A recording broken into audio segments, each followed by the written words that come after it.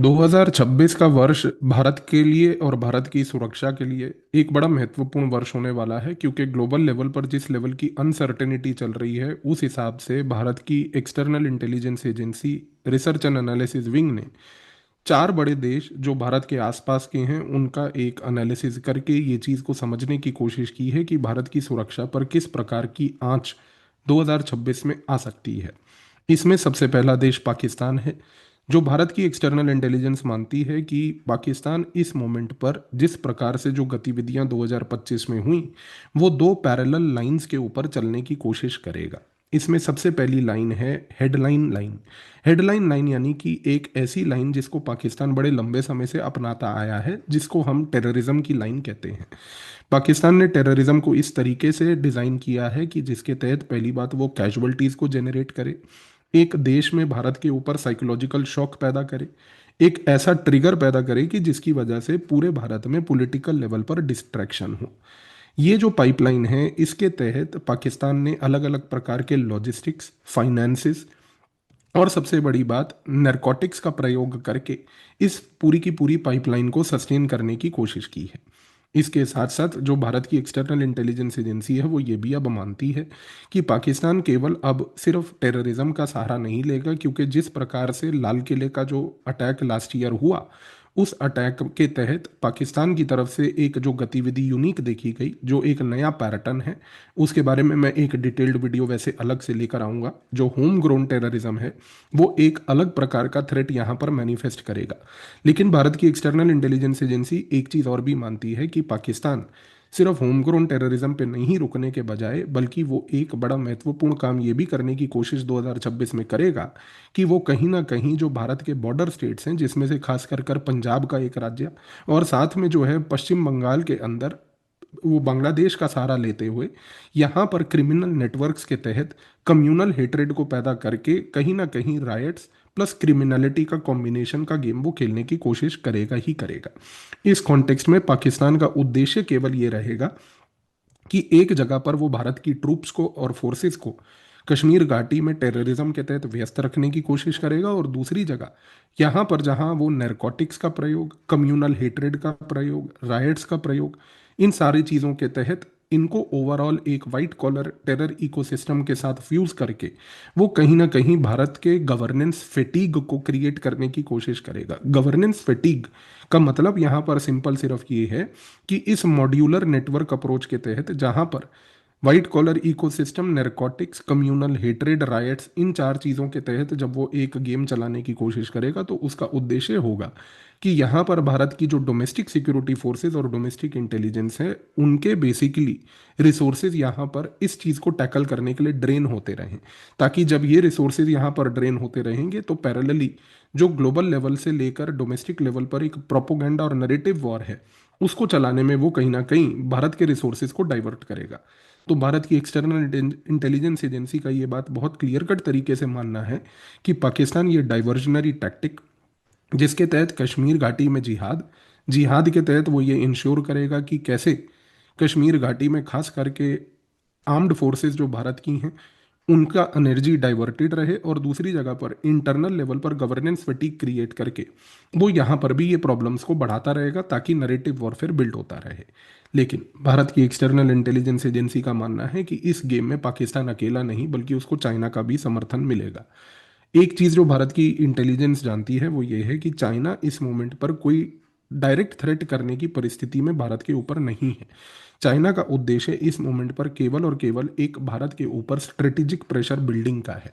Strategic pressure building का मतलब ये है कि वो कोशिश करेगा कि एग्जिस्टिंग थ्रेट्स जो भारत के ऊपर हैं वो कैसे मल्टीप्लाई हों। इस रीजन से भारत की इंटेलिजेंस ने चाइना को 2026 के लिए एक प्रेशर मल्टीप्लायर और एक थ्रेट इनेबलर के नज़रिए से ब्रांड करने की कोशिश की है।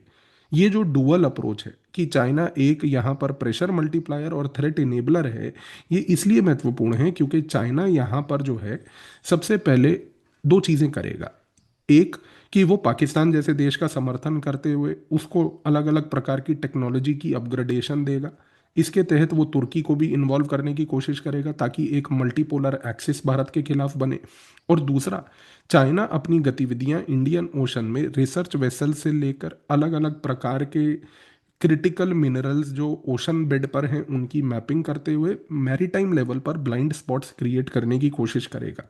भारत की एक्सटर्नल इंटेलिजेंस एजेंसी चाइना को कैसे एक स्पेसिफिक नज़रिए से देखती है, इसके ऊपर एक अलग से वीडियो में हम चर्चा जरूर करेंगे। लेकिन चाइना तीसरा काम ये जरूर करेगा कि वो साथ में भारत की जो उसकी चाइना की सीमा है लगभग 4,000 किलोमीटर की, उस सीमा पर भी वो सस्टेन्ड लेवल पर भारत की आर्म्ड फोर्सेस को प्रेशराइज करके वहां पर कैरेटोग्राफिक अग्रेशन करके अरुणाचल से लेकर लद्दाख के इलाके तक वहां पर भारत की एयरफोर्स और आर्मी को डिप्लॉय करके उनके रिसोर्सेज को ड्रेन करेगा। तो गेम अब आप ध्यान से समझने की कोशिश कीजिए कि एक जगह पर पाकिस्तान भारत की एनर्जी खास करके आर्म्ड फोर्सेस की कश्मीर घाटी में जिहाद के थ्रू डाइवर्ट करेगा। डोमेस्टिक लेवल पर वो इंटेलिजेंस और सिक्योरिटी फोर्सेस को गवर्नेंस फैटिक के तहत खराब करने की कोशिश करेगा।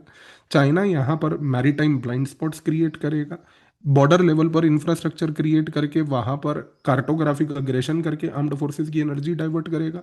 तुर्की को पाकिस्तान के समर्थन में लाकर वहां पर कोशिश ये करेगा कि किसी तरीके से जो है एक मल्टीपोलर एक्सेस बने जिसके तहत भारत के रिसोर्सेज कंप्लीटली डाइवर्ट हों।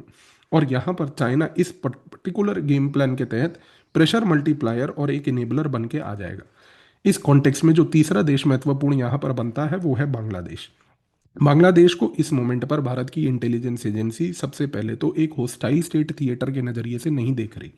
वो बांग्लादेश को यहाँ पर देख रही है एक स्पिल ओवर थिएटर के नज़रिए से। स्पिल ओवर थिएटर का मतलब होता है कि बांग्लादेश में जानबूझकर ऐसी परिस्थितियां पैदा की जाएं जिसके तहत, जैसा हमने 2025 के अंत के आते आते इस पिछले वर्ष के लास्ट हफ्ते में देखा कि कैसे हिंदुओं के ऊपर वहां पर अत्याचार हुआ, कैसे माइनॉरिटीज के ऊपर डेलिबरेटली फोर्सेबली अटैक करके माइनॉरिटी प्रेशर पॉइंट्स क्रिएट किए गए। इसका ऑब्जेक्टिव ये था कि कहीं ना कहीं डोमेस्टिक केओस को मैन्युफैक्चर करके बांग्लादेश जो है एक इंस्टेबिलिटी क्रिएट करने की कोशिश करे, ताकि बांग्लादेश में भारत की रिसोर्सेज जब मॉनिटरिंग को लेकर डाइवर्ट हों तो यहाँ पर इस गेम प्लान में चाइना और अमेरिका मिलकर कहीं ना कहीं अपने कोवर्ट एसेट्स को यहाँ एक्टिवेट करें और भारत के पूरे नॉर्थ ईस्ट के इलाके में वो कोवर्ट आर्किटेक्चर को यहाँ पर इफेक्टिव तरीके से डिप्लॉय कर लें। और इस रीजन से भारत की इंटेलिजेंस जो चौथा इंपॉर्टेंट देश 2026 के लिए भारत की सुरक्षा के लिए खतरा मानती है वो है और कोई नहीं बल्कि म्यांमार। म्यांमार इसलिए महत्वपूर्ण है क्योंकि चीज को समझिए, क्योंकि म्यांमार में इस मोमेंट पर अमेरिका की तरफ से और चाइना की तरफ से एक कंबाइंड लेवल पर एक पाइपलाइन क्रिएट की गई है जिसमें तीन चीजें बड़ी इंपॉर्टेंट हैं। पहला, यहाँ पर एक ड्रग्स यानी कि नैरकोटिक्स की पाइपलाइन है। दूसरा, यहाँ पर इलीगल आर्म्स, जिसमें यहाँ पर बांग्लादेश के अंदर लगाए गए हॉटस्पॉट्स के तहत एलन मस्क का पूरा स्टारलिंक इंटरनेट है उसको बांग्लादेश के अंदर एक इस्टेब्लिश करने के बाद म्यांमार की टेरिटरी से नॉर्थ ईस्ट के अंदर एक रेडिकलाइजेशन। और तीसरा सबसे महत्वपूर्ण यहाँ पर कि नॉर्थ ईस्ट के अंदर जितने इंसर्जेंट ग्रुप्स हैं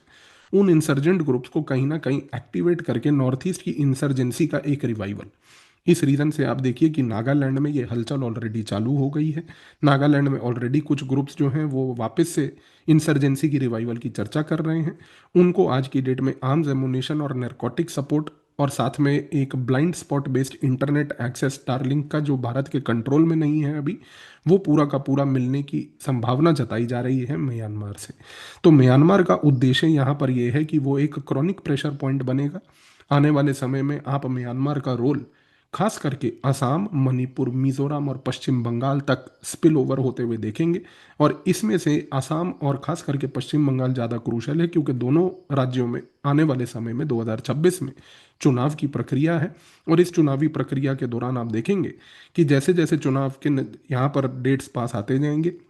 म्यांमार बांग्लादेश कंबाइंड इफेक्ट आपको देखने को मिलेगा। इस कॉन्टेक्स्ट में भारत की एक्सटर्नल इंटेलिजेंस एजेंसी ने कुछ प्रिपरेटरी काम भी चालू कर दिया है। उनको अब ये चीज़ समझ आ गई है कि हमें इंसिडेंट बेस्ड इंटेलिजेंस कलेक्शन से हटकर पूरी के पूरे पाइपलाइन इंटेलिजेंस पे अब फोकस करना है। इंसिडेंट बेस्ड इंटेलिजेंस कलेक्शन से हटकर पाइपलाइन बेस्ड इंटेलिजेंस पे फोकस करने का मतलब ये है कि अब भारत की इंटेलिजेंस को इंडिविजुअल्स की केवल ट्रैकिंग करना और अलग अलग प्रकार के इंडिविजुअल मॉड्यूल्स जो हैं उनको यहाँ पर पकड़ना, ये उसका गेम नहीं हो सकता। उसको अब एक गेम खेलना पड़ेगा जिसमें उसको पूरी की पूरी पाइपलाइन,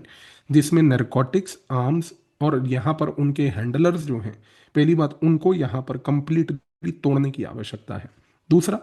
भारत की एक्सटर्नल इंटेलिजेंस एजेंसी बहुत अग्रेसिव लेवल पर एक nation wide early warning architecture को क्रिएट कर रही है। ये एक अर्ली वार्निंग आर्किटेक्चर होगा जो डिटेक्ट करेगा बॉर्डर इशू पे, कि बॉर्डर के इलाकों में खास करके किस तरीके से नरेटिव को शेप किया जा रहा है और नरेटिव स्ट्राइक्स यहाँ पर प्लान की जा रही हैं। ऑलरेडी हम भारत के रिसर्च एंड एनालिसिस विंग के यूनिट के बारे में चर्चा एक सेपरेट वीडियो में हम कर ही चुके हैं। अब यहाँ पर इसके साथ साथ एक नरेटिव के जो थ्रेट्स हैं, जो आज की डेट में डीप फेक से लेकर मिस इन्फॉर्मेशन से लेकर कम्युनल इग्निशन से लेकर इन सारे थ्रेट्स को भारत की रिसर्च एंड एनालिसिस विंग का मानना ये है कि इनको प्री वायलेंस इग्निशन थ्रेट्स के नज़रिए से अगर हम देखें तो रिलेटिवली चीज़ बेटर होगी, क्योंकि इन पर्टिकुलर थ्रेट्स को अब केवल माइनर आइसोलेटेड इंसिडेंट्स नहीं देखा जा सकता। इसके साथ साथ सबसे महत्वपूर्ण ये है कि इंटेलिजेंस ने ये बात भी सोची है कि अब हमें शिफ्ट करना है सबसे इंपॉर्टेंटली, कि कोई भी अबनॉर्मल बिहेवियर किसी भी स्थान पर क्यों दिखाया जा रहा है और उसको कैसे इंस्टेंटली टैकल किया जाए। तो एक whole of government pipeline centric approach, जिसमें इंडिविजुअल इंसिडेंट्स को फोकस ना करके एक होलिस्टिक चेन जो पूरी की पूरी बन रही है, इनेबलर से लेकर नरकॉटिक से लेकर फैसिलिटेटर से लेकर नरेटिव क्रिएटर्स की, इसके ऊपर इस मोमेंट पर गेम खेलना और इनको डिसमेंटल करना भारत के लिए सबसे क्रूशल है। तो 2026 में एक चीज़ तो तय है कि यहाँ पर 2026 में भारत की सिक्योरिटी और सुरक्षा इस चीज़ पर अब निर्भर नहीं होगी कि भारत रिएक्ट कैसे करता है,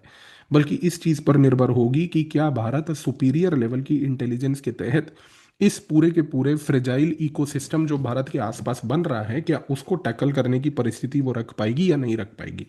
कार्य ऑलरेडी इसके ऊपर स्टार्ट हो चुका है। जाहिर सी बात है कि जैसे जैसे ये थ्रेट्स अनफोल्ड होंगे, जैसे अब आपको समझ आ गया कि पाकिस्तान, पाकिस्तान के साथ चाइना, तुर्की, इसके साथ साथ इंडियन ओशन, बांग्लादेश, म्यांमार, इनका रोल नॉर्थ ईस्ट में, और डोमेस्टिक लेवल पर वाइट कॉलर इकोसिस्टम। तो ये जो पूरा का पूरा थ्रेट मैट्रिक्स है, ये कैसे अनफोल्ड होगा, ये चीज़ अब आप आने वाले समय में देखेंगे कि कैसे भारत की सुरक्षा के ऊपर अलग अलग प्रकार के ये प्रेशर पॉइंट्स बनेंगे। लेकिन क्योंकि भारत ने ऑलरेडी एक प्रिवेंटिव लेवल पर स्ट्रैटेजी डेवलप कर ली है, तो ये ज़्यादातर हमारे ऊपर उस प्रकार के अब सिक्योरिटी थ्रेट्स क्रिएट नहीं करने की पॉसिबिलिटी रख पाएंगे, क्योंकि 2025 एक लर्निंग एरिया था भारत के लिए। और ये लर्निंग एरिया के बाद अब जो भारत ने इस लर्निंग को अपनाया है, अब सबसे बड़ी बात यह है कि 2026 में गेम सारा एग्जीक्यूशन का होगा। धन्यवाद।